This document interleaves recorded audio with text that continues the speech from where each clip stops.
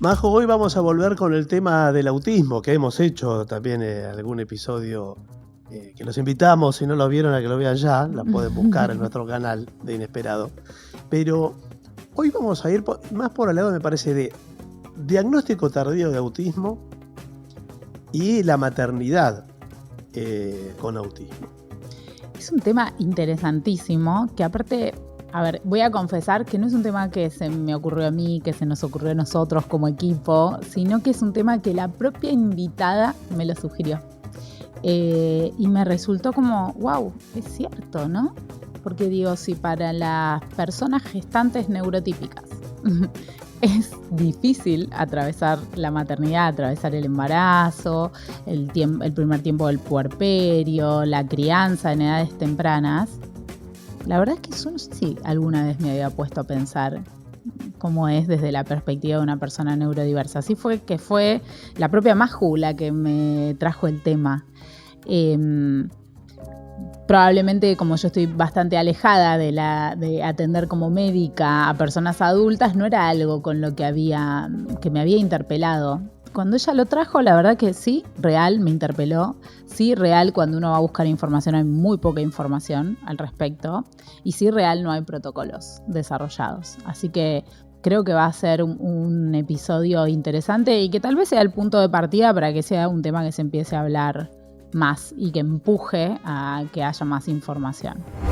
Hoy en Inesperado, autismo, diagnóstico tardío y maternidad. Este podcast es presentado por Big Box, la felicidad de regalar. Maju Lozano es actriz y conductora de radio y televisión. Ella fue diagnosticada con autismo a sus 51 años. ¿Ya te suscribiste a nuestro canal? Si no lo hiciste, hacelo y colaborás con nuestro proyecto. Maju, ¿vos sos mamá? Sí. Mamá de... Joaquín, 12 años. 12 años. 12 añitos. Bien. 12 añitos. 12 años, un grandulón hermoso. Sí.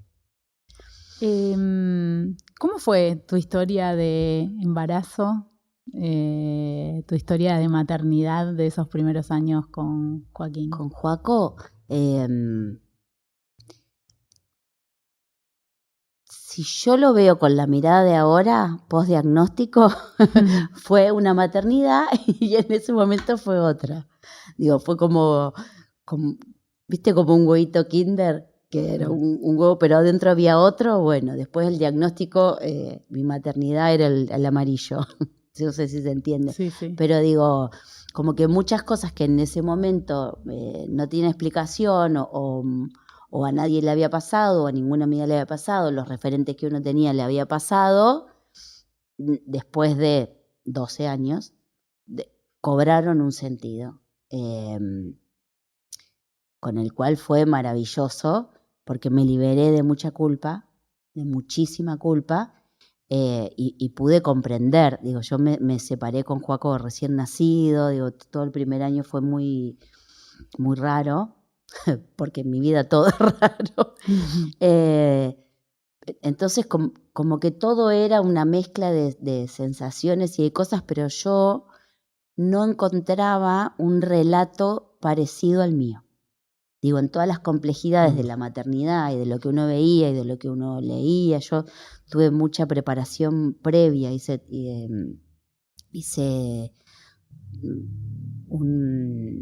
bueno, me pasa esto, cuando estoy hablando fuera de un contexto me cuestan las palabras. Hice todo un recorrido con una doula, sí. ¿no? Porque me interesaba, porque no por curiosidad, sino siempre en casi todo lo que emprendo es, bueno, tener la mayor cantidad de información posible. Después yo hago lo que se me cante el culo, pero por lo menos me gusta tener mucha información para elegir un camino, que casi siempre es distinto, pero bueno, por lo menos estar informada. Y con esa señora que venía a casa y que me dio muchas cosas para leer, todo, estaba muy informada, pero bueno, después, cuando nació Joaco, o en el momento incluso del embarazo, bueno, todo fue distinto. Y los relatos que yo conocía, mis dos mejores amigas nos quedamos embarazadas en el mismo momento, se llevan 10 días nuestros hijos. nos copiamos todo. Eh, y bueno, y las experiencias, si bien son muy distintas, porque las maternidades son muy distintas, yo sentía y ahora me doy cuenta que había un rulo que no estaba escrito en ningún lado y ese rulo era el mío. ¿Y qué cosas, qué podés identificar como ejemplos, detalles? Yo el momento como más claro o el momento donde después dije, entonces esto no habrá sido yo tuve por suerte un obstetra muy intuitivo y muy perceptivo. Digo por suerte porque si no hubiera sido así, creo que hubiera sido horrible la situación, porque ni bien terminé de parir, mi cabeza explotaron mis oídos, se me manchó la visión, mis oídos empezaban a zumbar, no quería que me toquen, me dolía la piel. Wow. Y Como lo que relatan como sobrecarga sensorial, ¿no? claro que ahora estoy empezando a entender, pero como a mí solían pasarme esas cosas, obviamente no al punto porque nunca había parido, nunca volví a parir, así que tampoco sé si me volvería a pasar eso, pero había algo que yo entendí recién ahora que podía ser, que era eso. Y yo digo, ¿cómo habrá sido mi cara y mi sensación y mi físico y todo? Que él me dijo, ¿querés quedarte sola? Y echó a todos. Que yo no sé si sucede mucho eso. Digo, el papá de mi hijo se lo llevó a Joaco y él despejó todo. Dijo, se van todos. Me bajó las luces y me puso una música muy, muy, muy tranquila y ahí me quedé un rato. Y para mí fue la salvación. No sé si suele ser así, la verdad que yo no sé si después de un parto sucede eso. Yo dije, ¿cómo? Yo me sentía, si te tengo que describir la sensación, no estaba ahí. Como que el cuerpo se me hubiera despegado, ¿viste? Y a la vez quería conectar con el exterior, pero, ¿viste cuando soñás que corres y no avanzás? Bueno, la sensación era esa. De querer estar en el afuera, pero estaba totalmente adentro. Totalmente adentro. Y para mí eso es ese ratito que no sé cuánto duró. Lo tengo como muy presente y de hecho creo que inconscientemente lo fui repitiendo a lo largo de mi vida. Sin saberlo, cuando estoy saturada, cuando, bueno, apago las luces, apago todo y trato de regular, como le dicen ahora, no, bueno, yo los términos no lo sé, siempre hablo desde mi experiencia, ¿no? Yo lo que puedo brindar es lo que me pasó a mí, yo no sé qué les pasa a las otras mamás. Lo que sí creo es que no sé. Yo pensaba, cuando venía para acá, pensaba, ¿qué pediría si tuviera que parir hoy con el diagnóstico? ¿No? Digo, ¿qué necesitaría? Que en ese momento no lo pude pedir. Y creo que pediría lo mismo que tuve la suerte de tener en ese momento. Mirá vos. Pero sin culpa. Pero lo viviría sin culpa. Y ahora que eso cobra sentido en vos, o le vas, como decís vos, explicás algunas de aquellas cosas a partir del diagnóstico de TEA, Sí. ¿Considerás que si no hubiera sido madre, hubiera llegado del mismo modo al diagnóstico?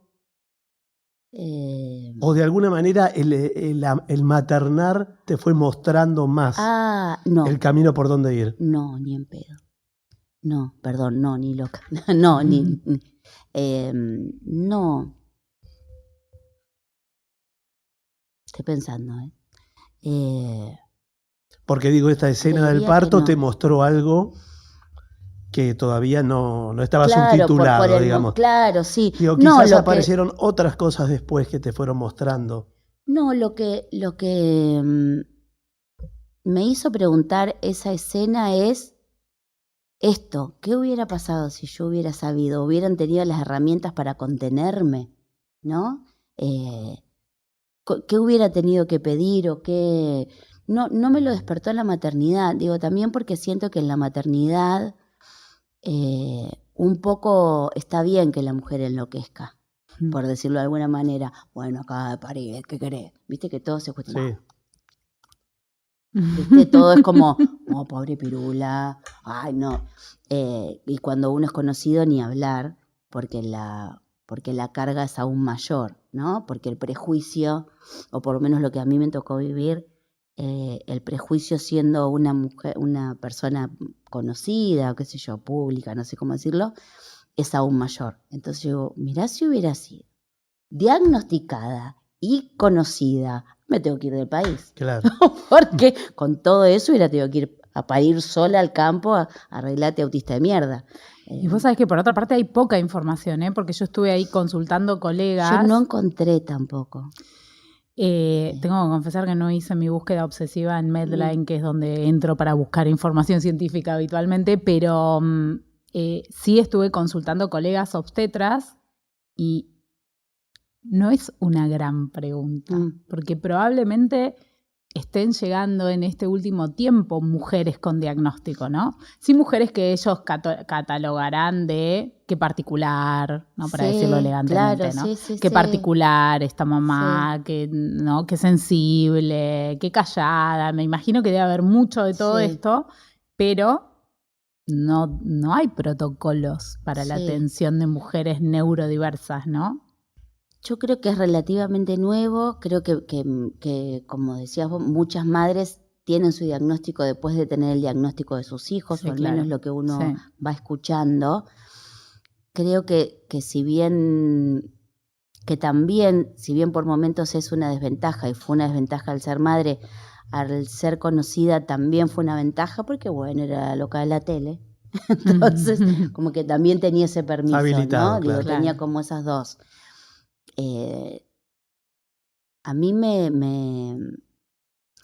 a mí en realidad lo que me preocupa en general, más allá de los que estamos diagnosticados o no, es la empatía. Y es el que, bueno, por cualquier cosa sos una loca, ¿viste? Bueno, viste que esto está re loca, bueno, viste que esta, viste, todo va a un mismo lugar. Y me preocupa realmente las madres que van a venir siendo neurodivergentes. Digo, ¿cómo ayudar ahí? ¿No? ¿Cómo decirles, independientemente de lo que nos pasa a todas las madres, que es todo válido lo que nos pasa a las neurodivergentes también? Porque vos no tenés parámetros para comparar. Eso por ahí es lo que más... yo ahora mirándolo a la distancia, donde más rara me sentía. Siempre me sentí rara, toda mi vida me sentí rara, y también en la maternidad. Pero bueno, como yo ya me venía sintiendo rara desde que nací, que ser rara en la maternidad tampoco me era un problema. Pero sí después del diagnóstico, sobre todo para lo que más me sirvió, y con la vida en general, es para librarme de la culpa. Para mí fue lo más importante de mi diagnóstico, fue poder sacarme la culpa encima o liberarme de muchas culpas que yo acarreaba por haberme comportado de ciertas maneras con mi hijo. Sí. ¿Cómo era, por ejemplo, cuando vos decís comportarme de ciertas maneras? Se me ocurren cosas que son, que en general desregulan a las personas que tienen TEA, como el llanto de un bebé que no sabe qué quiere, que si tiene gases, si tiene hambre, que le tenés que dar la teta y no se prende. Bueno, todas las cosas que le pasan a todas las mujeres, sobre todo que recién que son primerizas. Sí, que le pasan a todas. Yo no soy, o no fui tan consciente, no soy tan consciente de ese tipo. Yo soy maestra jardinera, aunque no lo crean. También podemos estudiar los neurodivergentes. No. Entonces era un ámbito conocido. A mí me gustaron de siempre los chicos, no me son una molestia, pero sí... ¿Ejerciste como maestra? Sí, ejercí bastante tiempo. Y después cuidé la típica, cuando me vine a vivir a Buenos Aires, cuidé a muchos hijos de vecinos, hijos de... ¿Viste? Después trabajé bastante tiempo como niñera. No me fue un problema, pero sí tengo algo muy presente, que ahora también tiene una explicación, que es el dormir por horas. Que eso lo hice siempre y, no sé, que viniera mi mamá, mi hermana o Joaquín se fuera con su papá o algunas situaciones y yo dormía. pero que en realidad también eran normales en mi vida, ¿no? En mi casa me decían la bella durmiente, porque yo donde podía dormía. Era tu forma de hacer shutdown, Claro. le dicen, ¿no? Claro. Que es como bajar. Bajar, Sí. ¿viste? Cerrar los ojos. Te dormís en cualquier... Yo me duermo parada, literal. Me duermo, yo ahora dejo de hablar, hago así y me duermo. Sí tuvo explicación, o van teniendo explicación todos esos momentos, ¿no? Porque también te decían, bueno, sí, bueno, estás cansada porque fuiste a Madrid. Yo decía, no, acá hay un cansancio que no tiene que ver con la maternidad, porque yo hablo y escucho y veo y no es ese cansancio, pero me pasó siempre. Lo que pasa que, bueno, lo que decía antes, a partir del diagnóstico fui entendiendo un montón de cosas. Yo me separé en el primer año de mi hijo también, entonces, y perdí a mi papá, y bueno, me pasaron como ciertas cosas que bueno, que era una mezcla de sensaciones, ¿no? Pero siempre, y esto lo tuve siempre, había algo que a mí no me entraba en ningún cuadradito de lo que me pasaba.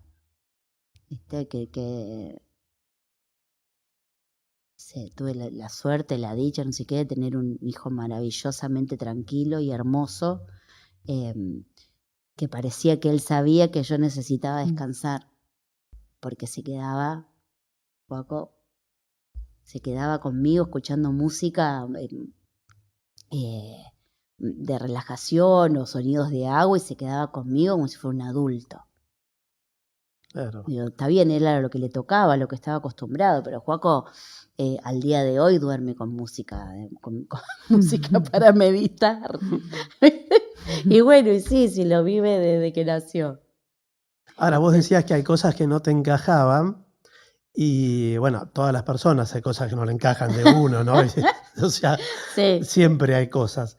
Digo, pero no todas arriban a un diagnóstico. No sé si fuiste hacia el diagnóstico o el diagnóstico vino a vos. Yo creo que fueron las dos cosas.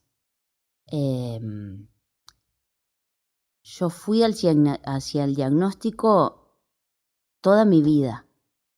Estuve buscando, no sabía qué. Siempre estuve en búsqueda, ¿no? Como hasta el punto de que un día un psiquiatra me dijo, déjate romper las pelotas. No sé qué quieres que te diga. La verdad, le digo yo. Y fue como, él se quedó callado, ¿viste? Le digo, yo tengo algo que nadie me puede decir. Mi sensación siempre fue esa, de búsqueda constante de constelar, hipnosis, retiros espirituales, de estar en un lugar, en un monte del Sarlanga 5 días sin hablar, irme con las monjas del Sarlanguero, ir a un sanador de no sé qué pueblo, de no sé dónde. Toda mi vida fue así. Hacer biodecodificación, tirarme las cartas, hacer, no sé. ¿Tenías claridad en ese momento que te perturbaba y qué buscabas? Lo que yo siempre busqué fue una respuesta a algo que yo tampoco sabía lo que estaba buscando, pero sí entendía que algo había, no sé, yo llegué a pensar que, no sé, que casi que era un extraterrestre. Tipo, ¿y si Fabio Serpa tiene razón? ¿Y soy una de ellas? ¿Entendés? Como, porque cuando a mí me dan como mi diagnóstico final, principio, digo yo, porque fue mi diagnóstico de trastorno de ansiedad, fue el principio de otra búsqueda. Porque cuando a mí me dicen, bueno, es esto y tu vida va a ser así. Mi papá es bipolar, era bipolar. Entonces, bueno, viste que nadie sabía decirme qué, viste. No es hereditario. Yo pasé por todas esas y si no se sabe que la bipolaridad es hereditaria y yo soy bipolar, y si a lo mejor justo empieza a ser hereditaria conmigo, viste, todo el tiempo eran. Y cuando yo tengo el diagnóstico, como este trastorno de ansiedad, Y ahí me dicen, bueno, ¿es esto? Yo dije, no, no es esto. Me acuerdo que quien me dio el diagnóstico me dijo, bueno, terminamos. Lo tuyo es un trastorno de ansiedad. Y yo le dije, no terminamos, empezamos. ¿Un psiquiatra te dijo terminamos? Sí. Como terminamos con la búsqueda, calculo, ¿no? Sí, pero yo en ese momento dije, no, terminé con vos, nunca más te voy a ver en mi puta vida. Pero bueno. ¿Y estabas medicada? ¿Te dio medicación? Sí, un ansiolítico. Sí, ansiolítico. Muy bajo. Pero para mí fue clave como esa sensación de, bueno, vos tenés esto, listo. Hasta acá y ahora vamos a trabajar en base a eso. Yo me acuerdo me acuerdo perfecto porque estaba en mi casa sola, en un rincón, y yo dije, ahora empieza otro camino. Que no tenía idea cuál, que no tenía idea ni por dónde, no sabía, pero yo sabía que ese no era mi diagnóstico final. No sabía para dónde iba a ir, yo de todas maneras yo venía leyendo. ¿Venías leyendo sobre autismo en mujeres? Sí, no mujeres en general. Siempre el tema de la salud mental a mí me llamó mucho la atención y en el programa que yo tenía en Canal 9 siempre le di espacio. Aún cuando el rating no me favorecía, era lo único que pedía. Era bueno, hoy quiero invitar a un psiquiatra, siempre porque al ser hija de un papá con bipolaridad, sabía que los espacios no existían y entendía que mi responsabilidad, que me había dado yo, era crear un espacio o por lo menos sentir esta cosa de, no sé, tal vez una boludez lo que voy a decir, pero a los de la tele también nos pasan cosas tremendas. ¿Viste? Que uno siempre piensa que, no sé, que no nos pasa nada, la fantasía. Siempre el tema de salud mental a mí me llamó la atención, porque lo sufrí, lo viví muy de cerca. Yo me pasaba horas y horas y horas y horas en la ANSES, en PAMI, pidiendo por favor una atención de otro tipo. Entonces yo sé a mí no me la contaron, yo sé lo que es pasarse toda la noche para hacer la primera en ANSES o para hacer la primera en PAMI para que a mi papá lo internaran en algún lado, ¿no? Entonces, como que bueno, sentía o sentía y siento que de algún modo es mi obligación dar, aunque sea unos minutos de aire a que se sepa o qué sé yo, no sé, a dar una mano o hablarlo, no importa. Y entre ese momento en el que vos dijiste, bueno, acá empieza un camino y llegás al diagnóstico, ¿cuánto tiempo pasa? Como 3 años. Un montón. Yo empecé a buscar, yo ya venía buscando mucho sobre ansiedad, sobre trastornos de ansiedad, porque bueno, yo ya sabía que tenía un tema con la ansiedad y que había algo, ¿no? Digamos, el diagnóstico final fue como, en realidad fue como, mira, basta, hasta acá, vos tomás este ansiolítico, va, deje de romper las pelotas. Yo lo sentí así, pero yo ya venía viendo y cuando yo veía o charlas TED o gente de afuera en charlas o escuchaba o leía, yo no me sentí identificada con una persona con trastorno de ansiedad. Digamos, no me alcanzaba. Era como, bueno, sí, te tacho, pero tengo 10 que no están en ningún lado. Entonces empecé a buscar cosas que me pasaban a mí, que yo sentía que a otros no le pasaba. Por ejemplo, maneras de dormir. ¿Qué significa dormir con la mano? ¿Qué significa él? ¿Qué significa?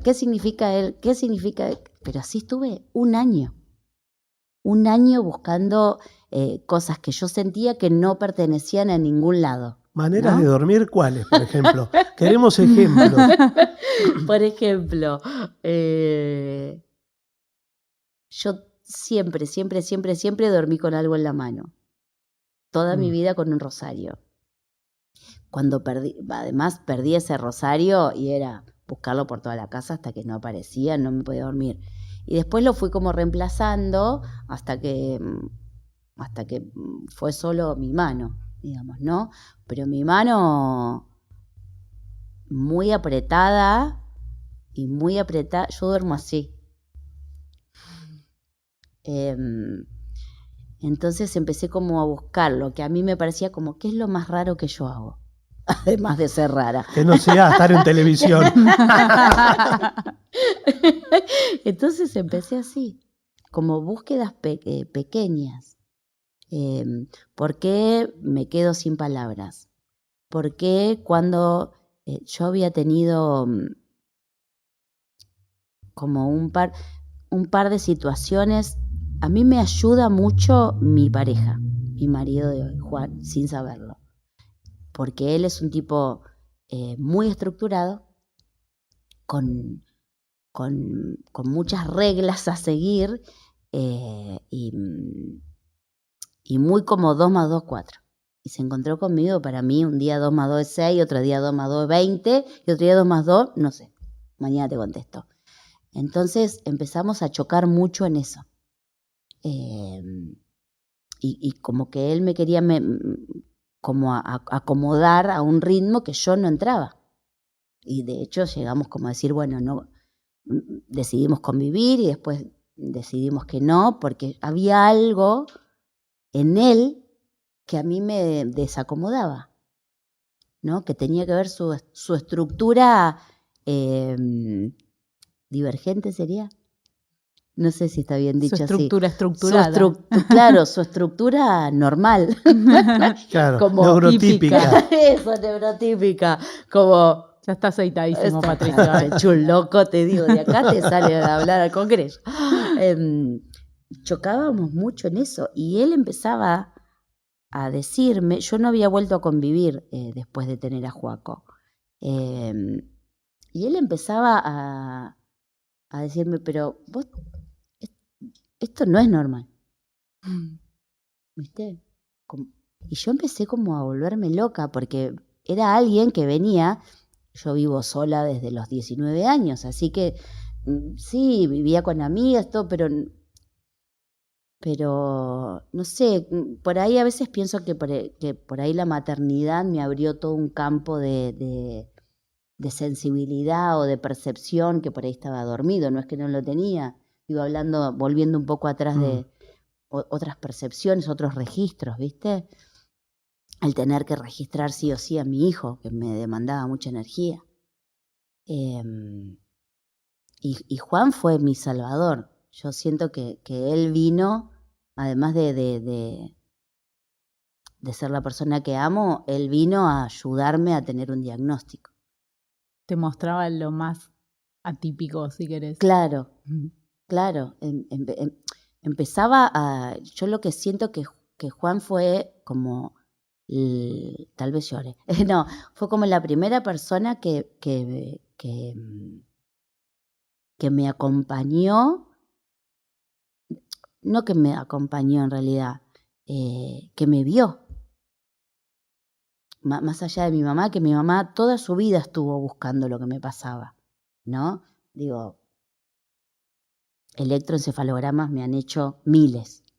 He ido a 20 millones de psicopedagogas, he ido a la iglesia, o sea, con mi vieja, ella sin saberlo, mi mamá siempre decía que yo algo tenía, ¿no? Siempre era como, bueno, la especial, pero el especial viene, no como la pobrecita, sino como, viste, toda su vida, digo, desde llevarme a Rosario a un traumatólogo porque yo caminaba en puntas, ¿viste? Me pusieron botas duras para que no me pusiera más en punta. Yo decía, rompe los zapatos, decía mi mamá, porque no eran puntitas de pie, sino punta a punta, como las bailarinas. Punta literal. Literal. Claro. ¿No? Entonces rompía todos los zapatos. Entonces me enchufaron ortopédicos para que por lo menos no los rompiera, ¿viste? Y podía caminar así un largo tiempo porque eran muy duros. Digo, la búsqueda en mi vieja al día de hoy, o sea, hoy creo que mi vieja siempre intuyó que había algo, lo que pasa que hace 50 años atrás no había ningún tipo de herramientas, ¿no? Y creo que Juan vino como a continuar un poco ese legado, Porque lo que a mí me pasaba con otras parejas era que como bola rara. Pero nadie se preocupaba, nadie investigaba, nadie se preguntaba por qué hacía determinadas cosas. Y yo a la vez siempre estaba tan a la defensiva con mi rareza que tampoco lo dejaba. ¿Viste? Fue como, no sé, y a la vez darme una seguridad que si yo me mostraba de esa manera rara, él aún así me iba a seguir queriendo, Claro. ¿no? Y que tengas que dejar de camuflar, ¿no? Claro. Entonces empecé a ser con él como realmente soy, en mi intimidad, ¿no? Porque tampoco lo soy con mis amigos, porque tampoco... Entonces empecé a tener como una confianza de que alguien iba a cuidarme, ¿no? Como... No sé, yo siempre tuve una sensación digo, si un día hago una obra de teatro, creo que se va a llamar Viva de Milagro. Porque siempre tuve la sensación de que estoy viva de pedo, porque la verdad que la relación miedo-peligro no está en mí. Juan apareció por una de las tantas cosas que apareció en mi vida fue para decirme, sé rara que yo te acompaño Que y yo no te estoy. dejo. Y en base a eso, viste, como, no sé, por momentos me decía, ¿qué haces? ¿Cómo que hago? El auto.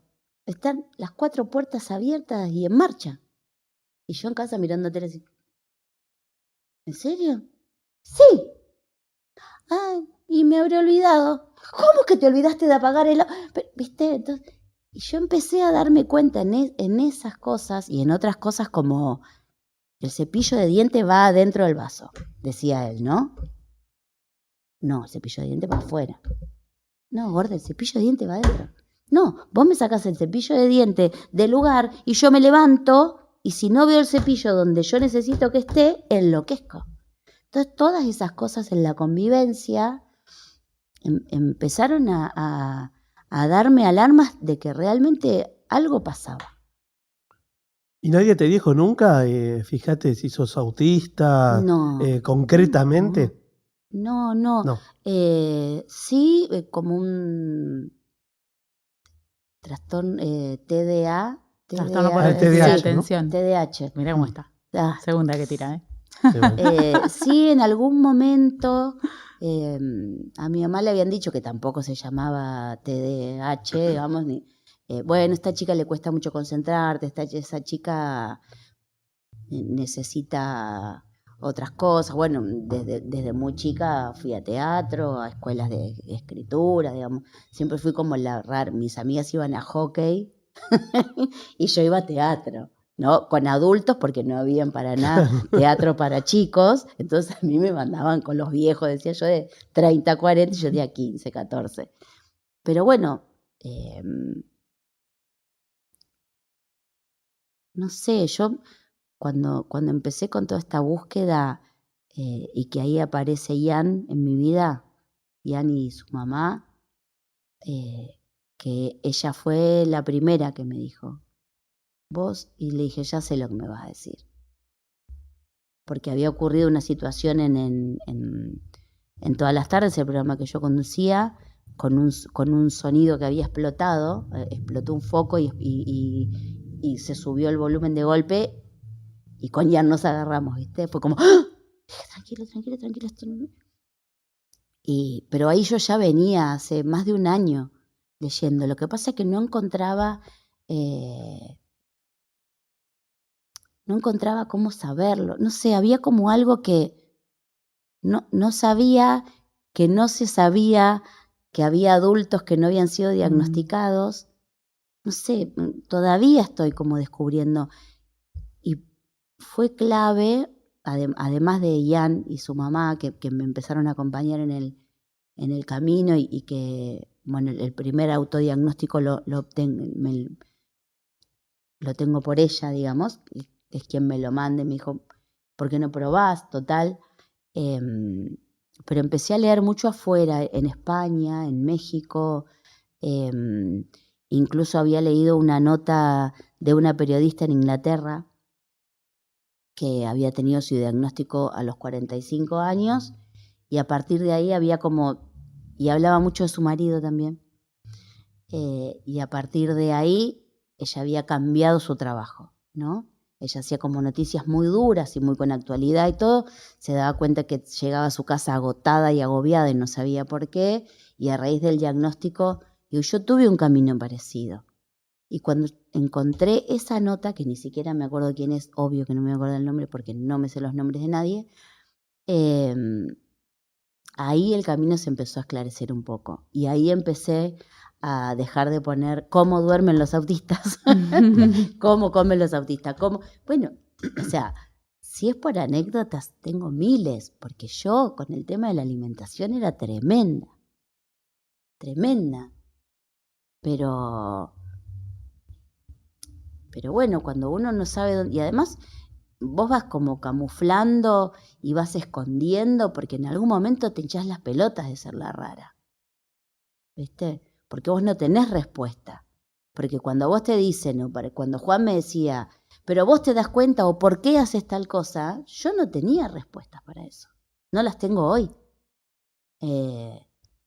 Entonces hay un montón de cosas que vos dejás de decir y te vas transformando en alguien que en realidad no sos. Vas creando como un personaje de tu personaje.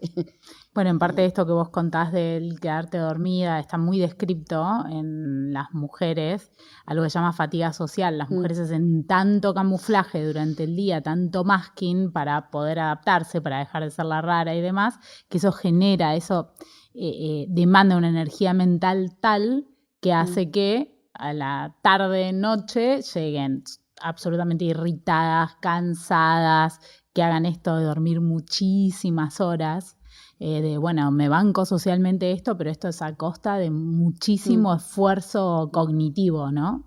Porque tenés que pensar en hacer cosas que a las personas neurotípicas tal vez no salen naturalmente, Claro. ¿no? Y estar esforzándote por correr a quien vos sos, en realidad. Claro, sí. Es eso. Sí, y eso que vos decís es clave como lo que sale naturalmente, porque era algo que yo le decía a Juan.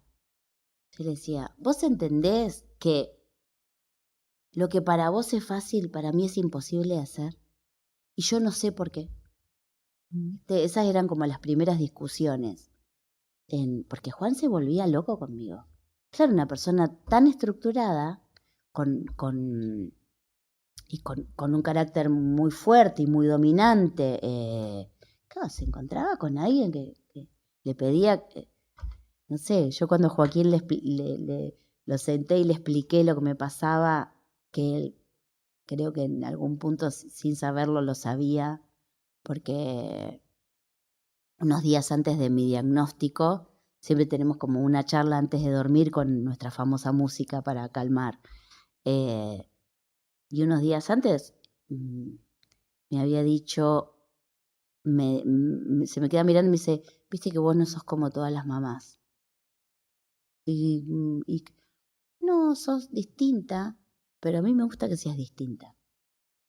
Bueno, y quedó, ¿viste? Él ya venía con ir con mi mamá en auto es una aventura, porque siempre nos perdemos, siempre me pierdo, tengo el GPS roto, por eso trato de salir antes para llegar a los lugares a tiempo, porque cuento con media hora de pérdida.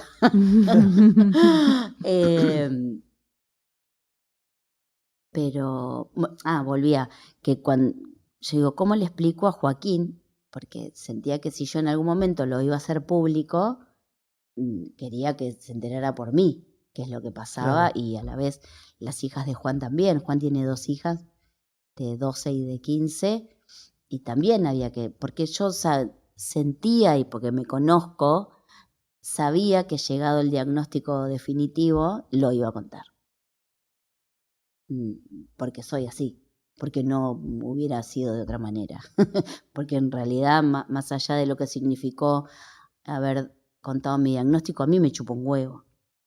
Digo, me pasé 51 años trabajando el chupahuevismo de la gente, imagínate que ahora que tengo un diagnóstico me va a importar. Pero no mal, no sino como, no sé, la verdad que yo te invito a vivir un minuto en mi vida y después vas a ver que todo te va a chupar un huevo, digo, no encajando, pero no encajando desde un lugar, ay, a mí me gusta raparme el pelo, no, era como mucho más profundo. Por eso yo creo que la búsqueda no terminaba nunca. ¿Sentís que terminó ahora? No. Siento que me tengo que dejar un poco en paz, sí. Siento que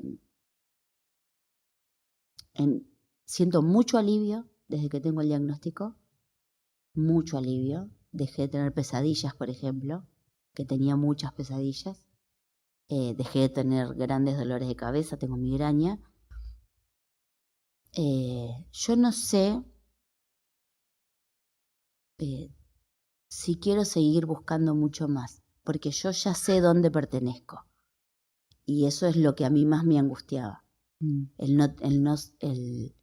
no pertenecer, no como manada, sino como, no sé, me parece que lo más importante que tenemos es saber quiénes somos.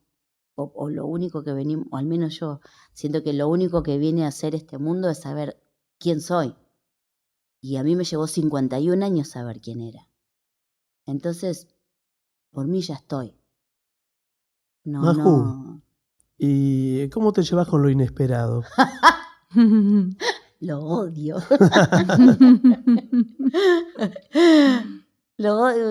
Mal pero acostumbrada. Digo, no sé, fueron muchos años. Yo fui barman, trabajé en boliches, digo, muchos años. ¿Cómo soporté? Juan me decía, ¿cómo soportabas? No lo sé. Lo soporté llegando a como llegué, ¿no? Con un trastorno de ansiedad severo. Digo, no lo soporté. No quedaba otra, qué sé yo. A veces me preguntan, si hubieras tenido o si hubieras sabido antes. Mi vida no cambió desde que tengo el diagnóstico. Mi vida es la misma, mis relaciones son las mismas, no me salió un cuerno en la cara, no tengo joroba. Lo que sí, para lo que sí sirvió es para mí, principalmente para mí y para mi familia. Pero básicamente la más favorecida de todo esto fui yo. Porque sé dónde estoy. Y porque las cosas que me pasan tienen una respuesta, porque ahora puedo ver, después de 12 años, qué es lo que pasó cuando yo tuve a Joaquín, volviendo al tema de la maternidad y la neurodiversidad. Porque ahora entiendo que es urgente empezar a preocuparnos y a ocuparnos, no preocuparnos, a ocuparnos de qué va a pasar con toda esta generación de mujeres diagnosticadas tardías que quieran ser madres. Se necesitan otras cosas. Y no sé quién está preparado para esa ni mejor ni peor, no es que yo la contención que tuve milagrosamente estuvo perfecta y estuvo bien, estuvo a mi medida. Lo que a mí me parece que estaría bueno es que esas herramientas existan sin que tenga que depender de la intuición del obstetra. Porque si te toca un obstetra, mujer, varón, que sea un choto de intuitiva, te la cagó. No la ve. ¿No? No la ve. Digo, que deje de ser milagrosa la ayuda. Yo siento que todavía en la neurodivergencia, en el autismo, son como pequeños milagros que nos ocurren, ¿viste? Justo encontraste una pareja, justo un amigo que no sé qué, justo vino la mamá de Ian, de no sé qué, todo es como hay que agradecer a Dios, pues, ¿viste? Tiene que dejar de ser milagroso vivir, tiene que dejar de ser un milagro el diagnóstico. Todos merecemos un diagnóstico y todos necesitamos básicamente saber quiénes somos, nuestra identidad. Después que cada uno haga lo que quiera con eso. Pero para mí y después de ser madre ni hablar. ¿Cómo educas a un niño no sabiendo quién sos? o en dificultad. O cómo saber que a lo mejor, no en mi caso, pero ese llanto explosivo a vos te perturba si es el llanto de tu propio hijo. Claro. O sea, ¿tan mala madre vas a ser? Y bueno, y a lo mejor el anticiparse o el saber que determinadas cosas, aún siendo de la persona que más amás en el mundo, te pueden dañar. Y me parece que es una materia pendiente, que no podemos seguir esperando milagros, que no podemos seguir esperando Jesucristo en nuestras vidas, ¿viste? Porque realmente hay toda una generación de mujeres diagnosticadas recientemente que en algún momento va a ser mamá. ¿Y qué vamos a hacer ahí? Sí, es un poco lo que yo te decía, ¿no? No hay demasiado protocolo a la vista disponible que sea específico para la población de mujeres que están dentro del espectro o autistas. No sé si a alguien le importa también, ¿eh? Y viste que a veces, vos Patricio decís algo que es interesante respecto de la legislación, que a veces la legislación está por delante de las necesidades de la gente y a veces es la gente la que empuja la legislación, y yo creo que en esto es esto, yo creo que va a haber masa crítica que va a empujar a que los equipos de salud se actualicen. Maju, te reagradecemos. Sabemos que no hablaste de este tema nunca, así que de verdad te agradecemos mucho la confianza, mucho de corazón. Tenemos que dar el regalito de Big Box, a ver si lo estoy orientando bien. No sabía si te tocó. regalo. No se lo dé porque no le gusta lo inesperado. Creo que no le gustaba lo inesperado. Un regalito de Big Box justo para vos. Mirá. De Relax, verdad, te tocó. Relax. De verdad que muchas gracias. Gracias a ustedes. Gracias. Bueno, finalmente Maju abrió el tema mucho más allá de lo esperado. Fue inesperado para nosotros también. Fue inesperado para nosotros porque de hecho hasta el momento no había hablado en demasiados lugares después de ella haber hecho público su diagnóstico.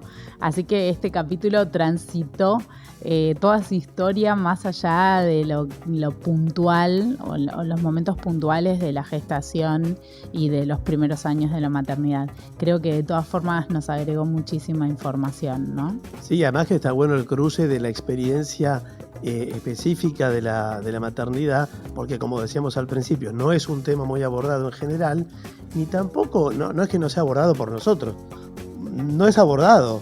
No es abordado, es así. No aparece.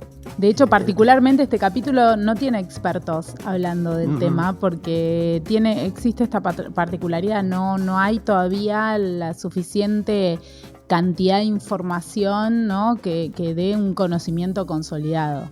Ya de por sí, viste que el puerperio también es un tema medio tabú. Hace relativamente poco se hablan como de estos aspectos de la maternidad, pero siempre aparece como algo idealizada, ¿no? La madre que llega a su casa con el bebé, le da la teta, no hay problema.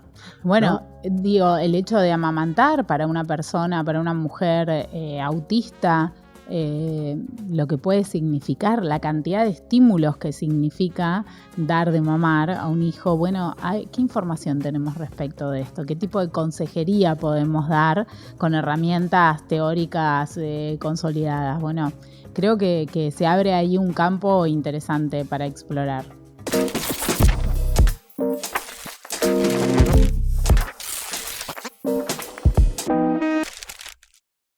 Este podcast fue presentado por Big Box, la felicidad de regalar.